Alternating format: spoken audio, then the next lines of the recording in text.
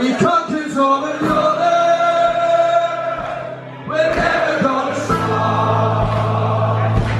From Palestine to take it. We've won the fucking heart. But Paisley and the champagne. The fields of Anfield Run. We are no supporters. And we come from Liverpool.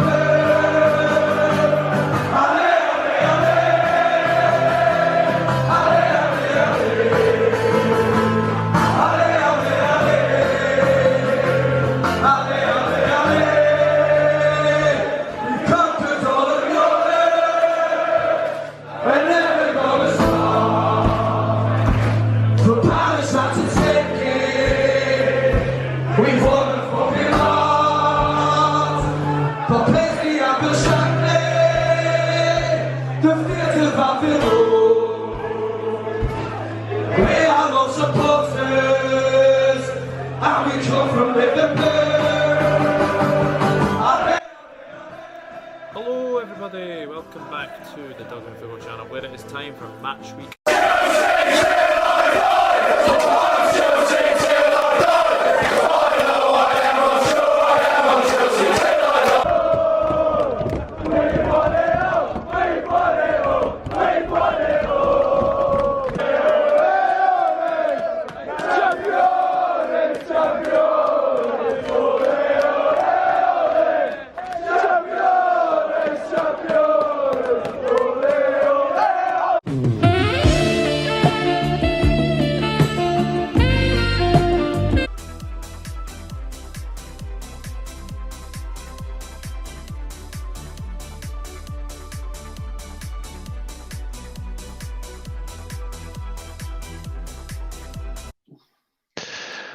Hello and welcome everyone. Thank you very much for tuning in to another match preview as the Reds face a Chelsea side who, has to be said, has had a lot of change recently.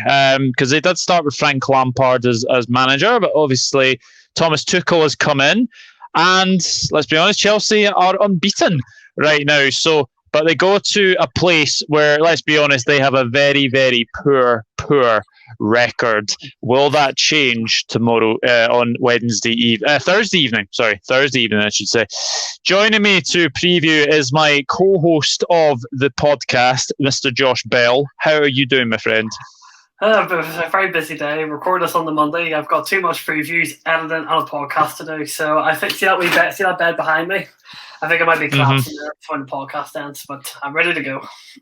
Yeah, good stuff. And yeah, let's obviously talk about the match on Thursday. Now, it has to be said that you have had a lot of change quite recently. How would you sum up your season? Because it has been a bit of an up and down season for you, in my honest opinion.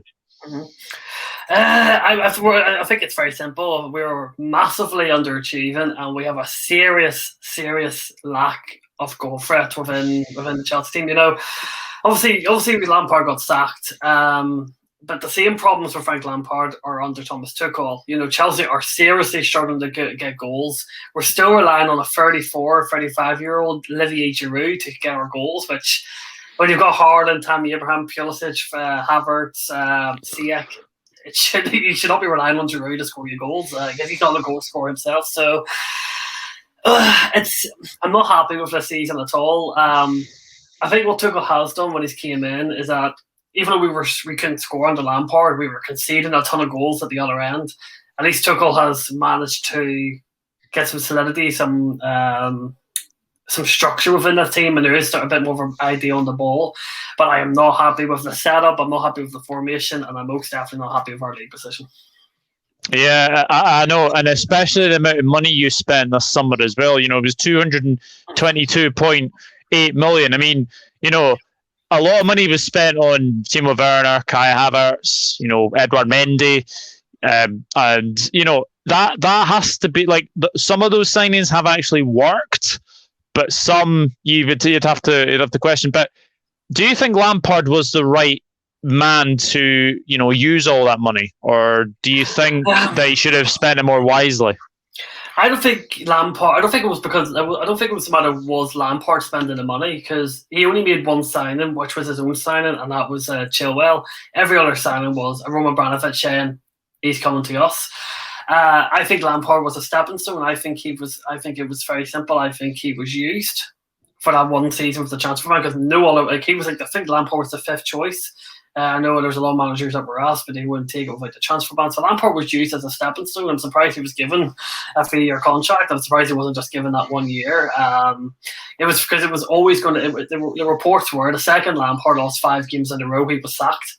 And that was said in August, way before the season even began. So it wasn't the fact that Lampard used the money, but I think Abramovich, there's a lot of controversy. I know obviously Abramovich has done amazing things for us, the same with our sporting director Martina, but the Chelsea board do not support managers. It's about it's about the well-being of the club. It's about having a squad on the pitch. The managers are very simply stepping stones, and no matter how big of a legend like Lampard was, that's all he was a stepping stone and used for that one season. Were you now? The next question is because Chelsea are known for sacking managers very, very, out of the blue. Were you surprised to see Lampard go, or was it just another case of, this is the way Chelsea do it? I basically expect something out of the blue to happen. Well, I think it came out of the blue because Chelsea went sick. I think it was 12 games unbeaten and conceded an extremely little amount of goals. We were playing some really good football. I thought we were. The squad. There was a good structure in the squad to the team, but Firmino started getting less confidence, and the midfield started becoming disjointed. Havertz was being played out of position. Firmino was played on the left wing. It was just little step by step. It was like a honeymoon period of all these new players coming in, excitement, and then people started figuring out how Lampard was playing, and Lampard never had a solution. Then you had Marcus Alonso, Tony Rudiger, Kepa, Jorginho, all causing problems within the dressing room. Because the whole story about when Alonso got subbed off against West Brom, and that's when things started going downhill, was against West Brom. Alonso stormed straight off to the bus. And Lampard did not speak a single word to him until he got sacked. So I think Lampard was his own downfall and why he got sacked, because his man management skills were atrociously bad. It's one thing you can say, fair play to Tuchel, because he gets everyone involved. Lampard was the complete opposite. But I think Lampard wanted certain players not there at the club, so the club failed him by not selling Alonso and Rudiger and all in the summer. But at the same time, Lampard should have handled the situation better. But I think when he got sacked after the game against Luton Town in the FA Cup was a massive shock, especially 24 hours before the Wolves game took place. But I seem to say it was the right decision, because I'm going to say something now. And if there's any chance anyone's watching this, they're going to hate me saying it. But if Lampard was still in charge in the current situation that we're in, we would be below Arsenal. Wow, that's quite a bold wee statement, because to be fair, Chelsea started really, really well. Very well. They went out a house on fire. Okay, one result in particular, that 2-0 defeat to us. Yes, Christensen deciding to rugby tackle Mane. We'll get to that. We'll get to the previous fixture, especially. But how are you feeling coming into this game? Because knowing that Liverpool are 4 defeats in a row at Anfield, and they've just beaten Sheffield United to get back to winning ways, are you a wee bit wary of going into this game? Well, I try not to be negative, because I got told off in work by a guy who supports Chelsea and I'm being too negative, but I try and be as realistic as I can, because it's what Liverpool will do something that we struggle against, and that's press. I think you seen the game against Barnsley when Barnsley pressed the living hell out of us, and we had to change our whole way of playing because of that. It's so hard to know, because Chelsea defensively are really, really good, and Liverpool are shooting blanks at the moment. Because I like Firmino missed an absolute sitter in that first half against Sheffield United. It was a good save by Ramsdale, but Mane has not looked the same. Mane does not look anywhere near the same player that he has in the last couple of seasons. And Firmino is very much a hit and miss striker, and I think you'd agree with that. So you're trusting Rudiger, Christensen, and Azpilicueta, or Thiago Silva if he's fit. It's a game changer. But you're expecting the back three. I'm expecting that back three of us to manage their front three of Liverpool quite well. But It's the setup I'm worried. It's the setup I'm worried about because against United we had no pace. We had no one playing a killer ball. We had no one attempting to try and play a ball through. I just don't see where the goals are coming from. The only hope that I get is that Kabak is like really, really shaky at the moment, and Phillips is a mistake from centre back, understandably for his experience. So I'm hoping this is a game where Ferner, Pulisic, and Hudson-Odoi all play as the front three or the front four, because I feel like this is a game where Tuchel, he can't do what he did against Manchester United and be worried about the counter-attack. This is a must-win game for Chelsea. If we don't win this game, top four looks near enough impossible. Well, you do say that. We are up as 1 point behind Chelsea, and Chelsea are, I think, 2 points off West Ham. Well, to say this, because I looked at this yesterday, and this is why I'm saying this. After Liverpool, we play Everton, then Leeds United, then Atletico Madrid. Right, then things get a bit easy. Then we have Crystal Palace, West Brom, and Brighton. But Brighton are not easy to play against. If they were clinical, they would be in the top half of the table. And then this is where I'm pulling my hair out. This is literally where I'm pulling my hair out. Leicester City, Fulham, Arsenal, and Manchester City. And that's why I think if we do not win this game against Anfield, we will top four gone, because I can't see us picking up a lot of points. I can see us beating Palace, Fulham. If we don't beat West Brom, I'm done. I'm out. See that window? I'm out it. But see, no one's beaten City again this year. I think City is going to go undefeated for the rest of the year. So I'm not expecting anything. Arsenal are a bogey team for us. It's just something about Arsenal we just don't like. And Fulham play for their lives. Palace are tough to play against. It's just, this is a must-win for game of Chelsea. It was very simple. We either had to beat United and can afford drop points against Liverpool, or we have to beat Liverpool if we were not going to beat United. So this is a must-win game for us, especially given the injuries that Liverpool have. Yeah, absolutely. And, as I said, your record against us in the league and Anfield is not the best. So let's go back to the game, obviously, in September. Were you disappointed?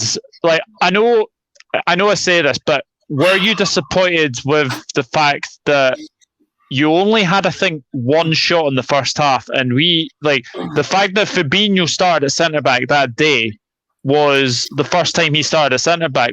Were you disappointed at how Chelsea played against us on that day? Because I actually remember going into that game, and I remember you saying it. You and I both said a draw in that game, but red card obviously changes it, and then Kepa Arrizabalaga turns up to his old Kepa tricks and gives Mane the ball.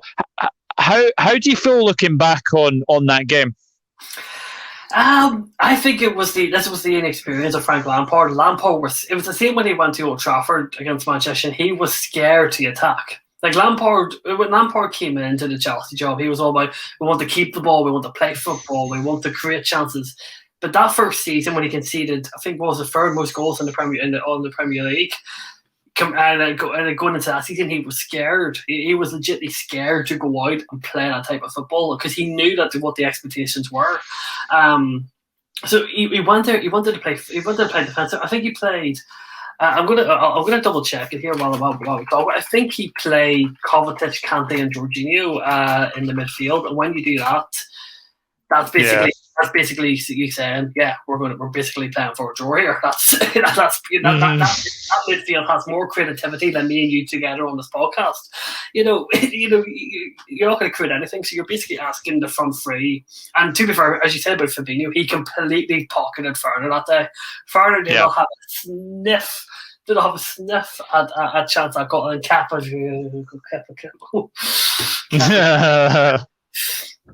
But so yeah, it's a very valid point, and it's an absolutely very valid point. I actually thought the second half, when we went down to 10 men, I actually thought we weren't actually that bad, to be fair. But when we conceded that extremely early goal in the second half, it was always going to be. And just to say, yeah, it was Kante, Kovacic, and Jorginho, and Marcus Alonso was at left back. That says it all. That just says it all. That just says it all then. And also we were playing Kai Havertz as the striker and Mason Mount as the left winger. That was why we didn't win that game, because there was no pace. Ferner was pocketed. Alonso was at left back and Christensen got sent off, and Kepa was in net. So it's a very different looking Chelsea team to what it was back then. Yeah, definitely. And then you can go back to obviously the game where we lifted the Premier League trophy. That was a mad game of football. Like, we went into a 3-0 lead, and then it was like 3-1, and then I think it was 4-1, 4-2, 4-3, and you're just thinking, oh no, they're going to come back. So are you expecting a sort of a mad game, or are you expecting quite a tight one tomorrow? Well, these were the stats here when we played at the Bridge. I thought, as I said, because like most of your possession and shots came in the second half. I think you only had 2 or 3 shots in the first half. But, as I said, Chelsea never created anything. Like, I know that shot on target, I think, was a Jorginho penalty, which was saved. So I think, but when you look at the passes, like, when Liverpool are out passing you, that says something, because you're not a passing team. You're direct. You get the ball into the front line. You're shooting tackling. Not like what we will do. We'll pass around the back, sideways, backwards, diagonal, everywhere before we decide to go forward. So it's It is absolutely an interesting one. But going into the game at Anfield, I just don't see where the goals come from. I just don't see like. Are you okay if I do a bit of a tactical analysis to show people what I mean by this? Because I think this goes a bit under the radar. So this was the team that we started against with Manchester United. No, I think the shots are a bit over exaggerated, because I don't think we've really shot that much. But when you play, if I break this team down, so you play with a back three of Christensen, Azpilicueta, and Rudiger. So you're playing with 3 centre backs. Now we played with Chilwell and Hudson-Odoi right wing back until Reece James came on. Chilwell and Reece James are your wing backs who you're supposed to give the width, but those 2 are not wing backs. They are not wing backs in any way or form. So your width is non-existent. You have no width going at all. So, when you've got Trent and Robertson coming the other way, come up high up the pitch, we're going to have no one to exploit that space in behind. I think Mount was our best player in attack yesterday. I thought he was destroying McTominay on the turns. I thought he had a really, really good run into the box, just lacked that shot. Ziyech, he's awful. The guy's not built for the Premier League. I think he was awful yesterday. I think he was really, really bad. And then Olivier Giroud again. Like, why are we relying on a 34-year-old Giroud to get us goals? So this is what I mean by the lack of creativity. And then Kovacic and Kante. Okay, Kovacic is good, but when you're playing in a 2-man midfield against a big team, he can't burst forward. He can't burst forward. The amount of gap, the amount of space you leave open. I thought Kante, fair enough, was exceptional defensively. I thought he was everywhere, but he's going to do nothing going forward. And this is what I mean by the lack of creativity, because you look at that team, who's going to create chances? Besides Hudson-Odoi, he's probably going to be out for Liverpool with an injury. Who's going to create a goal-scoring chance out of that team? Obviously, unfortunately, the bench is not on here, but obviously the bench. Obviously, we have Ferner. We had Ferner, Havertz, Pulisic on the bench. I think Kai Havertz has to start. I think my team personally would be obviously Mendy in goal. I'll stick with the back 3 with Rudiger, Christensen, and Azpilicueta. Reece James is going to have to play right back. I would go with Kante and Jorginho in the midfield, because I don't think Kante is going to be much of a use stopping the counter-attack of Liverpool, given you play more diagonal balls. You'll go over Kante instead of going through him. So I'll play Jorginho and Kovacic. I would play Marcus Alonso at left wing back. I would play Kai Havertz and Mason Mount with Timo Werner up front. Actually, no, change that. I can't drop Mason Mount now. Controversially, I'm going to be controversially. I would play Kai Havertz at striker with Mason Mount and Timo Werner in behind. Because I feel like that will have energy, pace, enthusiasm, I feel like it'll just be so because that front three, like you're asking those three there to be your attacking outlet. Meaning you've got more pace between our legs than what those three do. So we need something new against Liverpool if we want to get a result. Yeah, it's it's a very, very interesting team. I mean, Havertz hasn't shown that he's worth £90 million yet, and Werner, he's been good in patches, but we'll probably see the better of him probably next season. That's a very interesting lineup that you've put out. If I'm Jurgen Klopp, this is very interesting. I think Alisson will come back in goal. I think it'll be Alexander-Arnold, Kabak, Fabinho. I think Fabinho might be back for this game. There's talk that Alisson, Jota, and Fabinho will be back for this game. So I'm going to go Fabinho and Kabak at the centre backs, and then Robertson. And then midfield, I don't think there'll be any change in this one. I think it'll be Gini Wijnaldum, Thiago, and Curtis Jones, and then it'll be the front three of Mane, Salah, and Firmino. I honestly do. And then on the bench, you'd probably have Adria, Neco, Reece, James Milner, Naby Keita, Jota, Origi, Shaqiri as well. So I actually think I'm actually confident going into this game. The thing about a win, when you've not won for a long, long time, it does give you a bit of confidence going into this game. So, but I am aware of the fact that we have lost 4 games in a row at Anfield, so that will be something to look at. But I am pretty confident going into this game. So, my question to you is, what is your score prediction? Oh, see, I don't want to say Chelsea want to lose, but I feel like this game's going to have a draw all over it. I think the big thing going into this game is that Chelsea are good defensively, and you're going up against a Liverpool at a front three that are struggling more to score goals than what they have done the whole time under Klopp. Chelsea have to target Kabak. As I say about the wing backs, this is a game where the wing back, if Hudson-Odoi's fit, he has to start at right wing back, because what you mainly want to do here is you want to basically attack where you attack the spaces of the fullback and force Kabak to come out and make him feel uncomfortable. And we have to be direct, we have to be pacey. Against Manchester United, I thought we were too stubborn. I thought we were passing sideways too much. We were too scared, too just lacking that better pass. Against Liverpool, we can't do that. We need to target Kabak. We need to target the wide areas. As much as I don't say this to be in a rude way, but in a footballing sense, if Alisson was to start, we know mentally he's not going to be physically there. And as much as you can only beat what's in front of you, so you have to try and obviously maybe test Alisson a bit more, if you know what I mean. I don't say that in a bad sense, but I'm just looking at it in a realistic sense. If I had Jurgen in that shit from the halfway line, I don't care.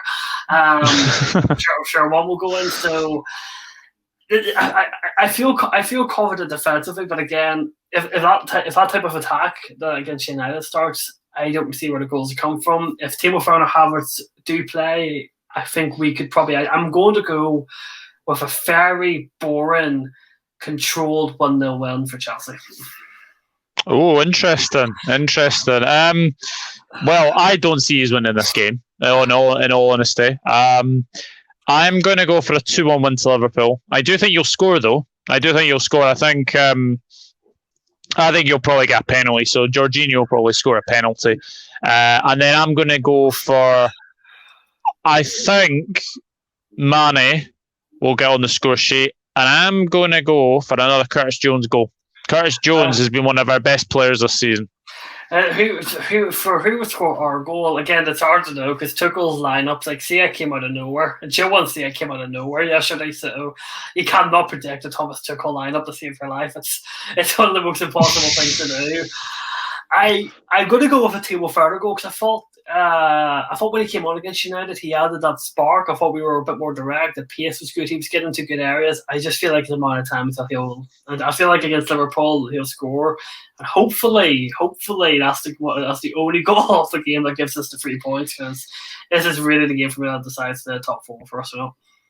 Yeah, it's going to be a very, very interesting game for sure. And yeah, as we both say, both top four aspirations on the line as well. Just before I let you go, one other question: what are your expectations going into the final match week 26? So last 12 games of the season. What are your expectations? Is it a top four finish and maybe like an FA Cup or?